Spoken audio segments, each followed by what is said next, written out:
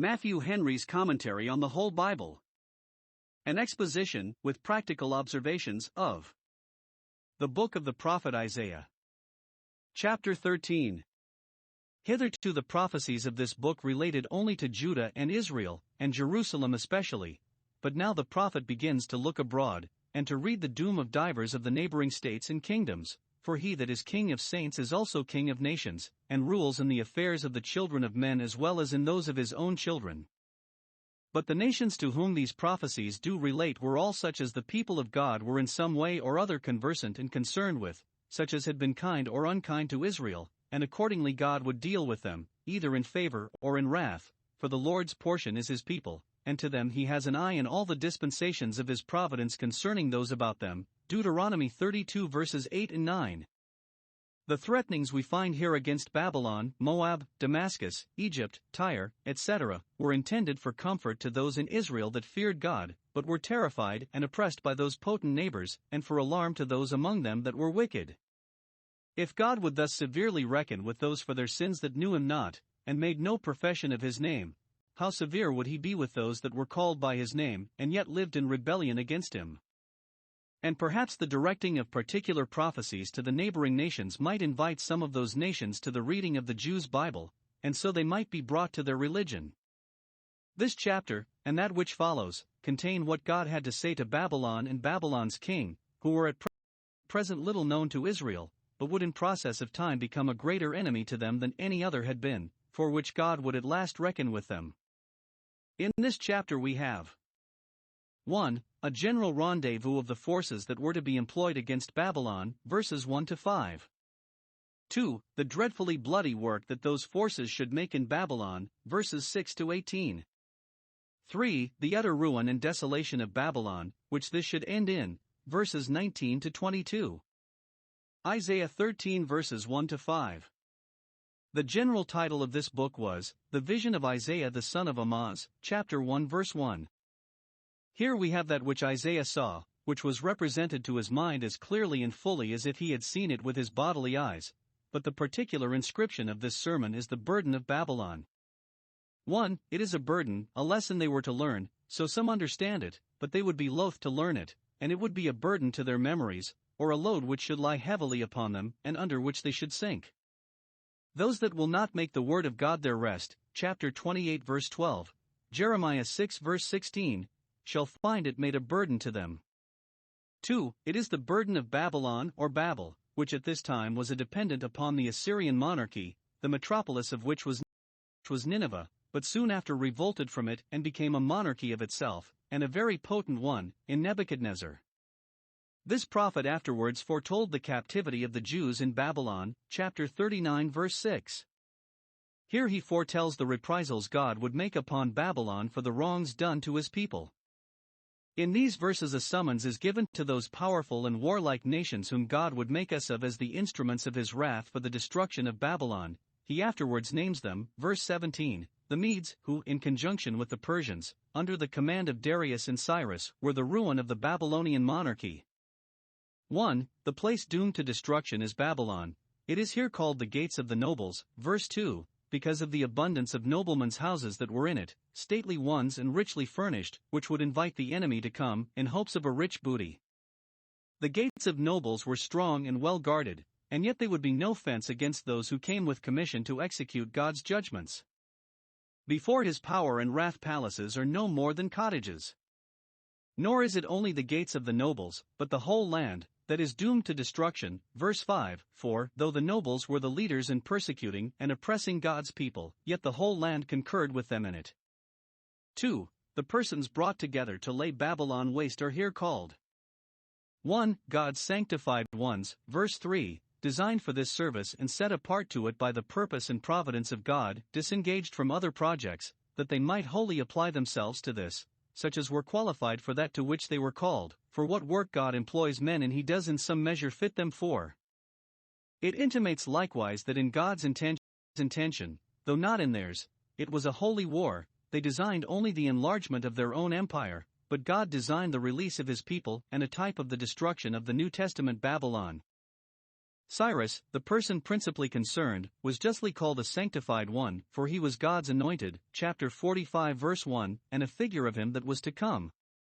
It is a pity, but all soldiers, especially those that fight the Lord's battles, should be in the strictest sense sanctified ones, and it is a wonder that those dare be profane ones who carry their lives in their hands. 2. They are called God's mighty ones, because they had their might from God and were now to use it for him. It is said of Cyrus that in this expedition God held his right hand, chapter 45 verse 1. God's sanctified ones are his mighty ones. Those whom God calls he qualifies, and those whom he makes holy he makes strong in spirit. 3. They are said to rejoice in his highness, that is, to serve his glory, and the purposes of it with great alacrity. Though Cyrus did not know God, nor actually design his honor in what he did, yet God used him as his servant, chapter 45 verse 4, I have surnamed thee as my servant, though thou hast not known me, and he rejoiced in those successes by which God exalted his own name. 4. They are very numerous, a multitude, a great people, kingdoms of nations, verse 4, not rude and barbarous, but modeled and regular troops, such as are furnished out by well-ordered kingdoms. The great God has hosts at his command.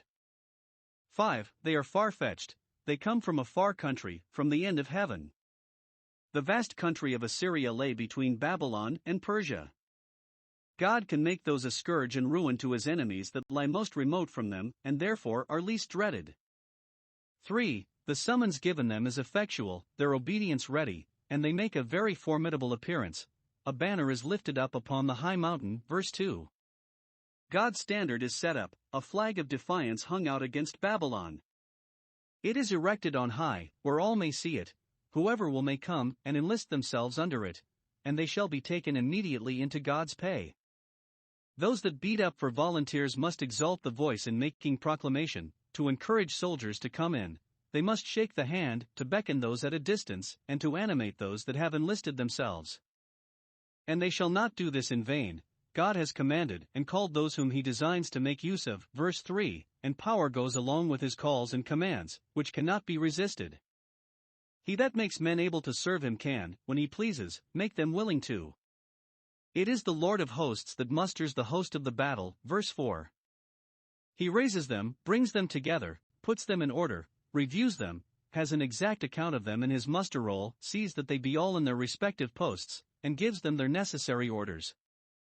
Note, all the hosts of war are under the command of the Lord of hosts, and that which makes them truly formidable is that, when they come against Babylon, the Lord comes and brings them with him as the weapons of his indignation, verse 5. Note, great princes and armies are but tools in God's hand, weapons that he is pleased to make use of in doing his work, and it is his wrath that arms them and gives them success. Isaiah 13 verses 6 to 18. We have here a very elegant and lively description of the terrible confusion and desolation which should be made in Babylon by the descent which the Medes and Persians should make upon it.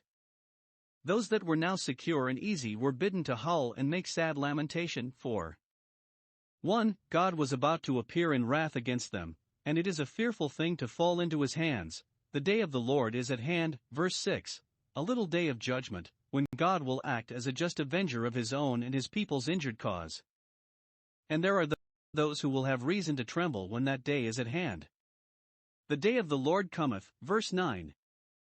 Men have their day now, and they think to carry the day, but God laughs at them, for he sees that his day is coming, Psalm 37 verse 13. Fury is not with God, and yet his day of reckoning with the Babylonians is said to be cruel with wrath and fierce anger. God will deal in severity with them for the severities they exercised upon God's people. With the froward, with the cruel, he will show himself froward, will show himself cruel, and give the bloodthirsty blood to drink. 2. Their hearts shall fail them, and they shall have neither courage nor comfort left. They shall not be able either to resist the judgment coming or to bear up under it, either to oppose the enemy or to support themselves, verses 7 and 8. Those that in the day of their peace were proud and haughty and terrible, verse 11, shall, when trouble comes, be quite dispirited and at their wits' end. All hands shall be faint and unable to hold a weapon, and every man's heart shall melt, so that they shall be ready to die for fear. The pangs of their fear shall be like those of a woman in hard labor, and they shall be amazed one at another. In frightening themselves, they shall frighten one another, they shall wonder to see those tremble that used to be bold and daring, or they shall be amazed looking one at another, as men at a loss. Genesis 42 verse 1. Their faces shall be as flames, pale as flames, through fear, so some, or red as flames sometimes are, blushing at their own cowardice, or their faces shall be as faces scorched with the flame, or as theirs that labor in the fire, their visage blacker than a coal, or like a bottle in the smoke. Psalm 119 verse 83. 3. All comfort and hope shall fail them. Verse 10. The stars of heaven shall not give their light, but shall be clouded and overcast. The sun shall be darkened in his going forth, rising bright, but lost again, a certain sign of foul weather. They shall be as men in distress at sea, when neither sun nor stars appear. Acts 27 verse 20.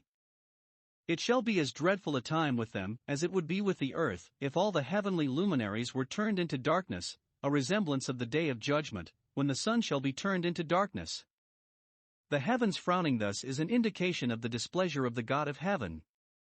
When things look dark on earth, yet it is well enough if all be clear upwards, but if we have no comfort thence, wherewith shall we be comforted? For God will visit them for their iniquity, and all this is intended for the punishment of sin, and particularly the sin of pride. Verse 11. This puts wormwood and gall into the affliction and misery. 1. That sin must now have its punishment. Though Babylon be a little world, yet, being a wicked world, it shall not go unpunished. Sin brings desolation on the world of the ungodly, and when the kingdoms of the earth are quarreling with one another, it is the fruit of God's controversy with them all. 2. That pride must now have its fall, the haughtiness of the terrible must now be laid low, particularly of Nebuchadnezzar and his son Belshazzar, who had, in their pride, trampled upon, and made themselves very terrible to, the people of God. A man's pride will bring him low. 5. There shall be so great a slaughter as will produce a scarcity of men. Verse 12. I will make a man more precious than fine gold. You could not have a man to be employed in any of the affairs of state, not a man to be enlisted in the army, not a man to match a daughter to, for the building up of a family, if you would give any money for one. The troops of the neighboring nations would not be hired into the service of the king of Babylon, because they saw everything go against him. Populous countries are soon depopulated by war. And God can soon make a kingdom that has been courted and admired to be dreaded and shunned by all, as a house that is falling, or a ship that is sinking. 6. There shall be a universal confusion and consternation, such a confusion of their affairs that it shall be like the shaking of the heavens with dreadful thunders, and the removing of the earth by no less dreadful earthquakes. All shall go to rack and ruin in the day of the wrath of the Lord of hosts. Verse 13. And such a consternation shall seize their spirits that Babylon, which used to be like a roaring lion and a raging bear to all about her, shall become as a chased roe, and as a sheep that no man takes up. Verse 14. The army they shall bring into the field, consisting of troops of diverse nations, as great armies usually do, shall be so dispirited by their own apprehensions, and so dispersed by their enemy's sword that they shall turn every man to his own people, each man shall shift for his own safety. The men of might shall not find their hands. Psalm 76 verse 5, but take to their heels. 7. There shall be a general scene of blood and horror, as is usual where the sword devours. No wonder that every one makes the best of his way, since the conqueror gives no quarter, but puts all to the sword, and not those only that are found in arms, as is usual with us even in the most cruel slaughters. Verse 15. Every one that is found alive shall be run through, as soon as ever it appears that he is a Babylonian. Nay, because the sword devours one as well as another, every one that is joined to them shall fall by the sword, those of other nations that come into their assistance shall be cut off with them. It is dangerous being in bad company and helping those whom God is about to destroy.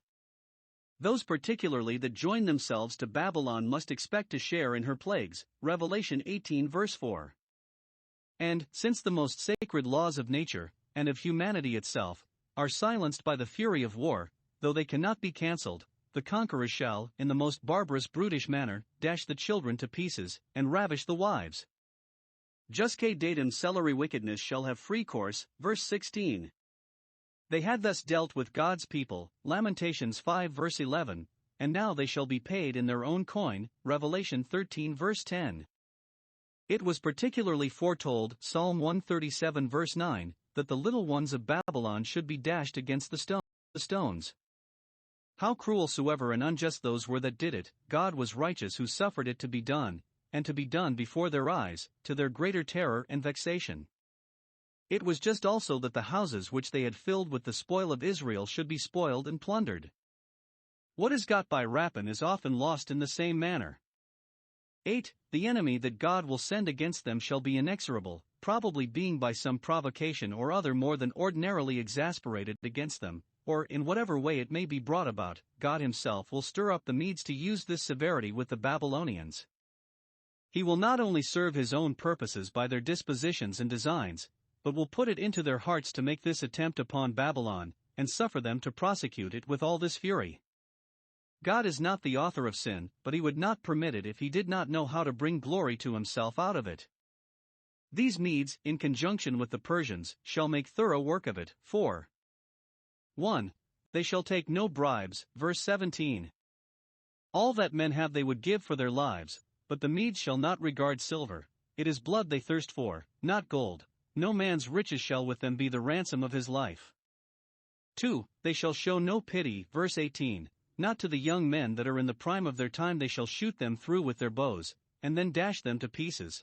Not to the age of innocency they shall have no pity on the fruit of the womb, nor spare little children, whose cries and frights one would think should make even marble eyes to weep and hearts of adamant to relent. Pause a little here and wonder. 1. That men should be thus cruel and inhuman, and so utterly divested of all compassion, and in it see how corrupt and degenerate the nature of man has become. 2. That the God of infinite mercy should suffer it, nay, and should make it to be the execution of his justice, which shows that, though he is gracious, yet he is the God to whom vengeance belongs. 3. That little infants, who have never been guilty of any actual sin, should be thus abused, which shows that there is an original guilt by which life is forfeited as soon as it is had. Isaiah 13 verses 19 to 22. The great havoc and destruction which it was foretold should be made by the Medes and Persians in Babylon here end in the final destruction of it. 1. It is allowed that Babylon was a noble city. It was the glory of kingdoms and the beauty of the Chaldees' excellency. It was that head of gold, Daniel 2 verses 37 and 38. It was called the Lady of Kingdoms, chapter 47 verse 5, the praise of the whole earth, Jeremiah 51 verse 41, like a pleasant roe, so the word signifies, but it shall be as a chaste roe, verse 14. The Chaldeans gloried in the beauty and wealth of this their metropolis. 2. It is foretold that it should be wholly destroyed, like Sodom and Gomorrah, not so miraculously, nor so suddenly, but as effectually, though gradually, and the destruction should come upon them as that upon Sodom, when they were secure, eating and drinking, Luke 17 verses 28 and 29. Babylon was taken when Belshazzar was in his revels, and, though Cyrus and Darius did not demolish it, yet by degrees it wasted away, and in process of time it went all to ruin. It is foretold here, verse 20, that it shall never be inhabited. In Adrian's time nothing remained but the wall. And whereas it is prophesied concerning Nineveh, that great city, that when it should be deserted and left desolate yet flocks should lie down in the midst of it, it is here said concerning Babylon that the Arabians, who were shepherds, should not make their folds there, the country about should be so barren that there would be no grazing there, no, not for sheep. Nay, it shall be the receptacle of wild beasts, that affect solitude. The houses of Babylon, where the sons and daughters of pleasure used to rendezvous, shall be full of doleful creatures, owls and satyrs, that are themselves frightened thither, as to a place proper for them, and by whom all others are frightened thence. Historians say that this was fulfilled in the letter. Benjamin Bar Jonah, in his itinerary, speaking of Babel, has these words: This is that Babel which was of old 30 miles in breadth, it is now laid waste. There are yet to be seen the ruins of a palace of Nebuchadnezzar, but the sons of men dare not enter in, for fear of serpents and scorpions, which possess the place. Let none be proud of their pompous palaces, for they know not, but they may become worse than cottages, nor let any think that their houses shall endure forever. Psalm 49 verse 11, when perhaps nothing may remain, but the ruins and reproaches of them. 3. It is intimated that this destruction should come shortly, verse 22. Her time is near to come. This prophecy of the destruction of Babylon was intended for the support and comfort of the people of God when they were captives there and grievously oppressed, and the accomplishment of the prophecy was nearly 200 years after the time when it was delivered, yet it followed soon after the time for which it was calculated. When the people of Israel were groaning under the heavy yoke of Babylonish tyranny, sitting down in tears by the rivers of Babylon and upbraided with the songs of Zion, when their insolent oppressors were most haughty and arrogant, verse 11, then let them know, for their comfort, that Babylon's time, her day to fall, is near to come, and the days of her prosperity shall not be prolonged, as they have been. When God begins with her, he will make an end. Thus it is said of the destruction of the New Testament Babylon, whereof the former was a type, in 1 hour has her judgment come.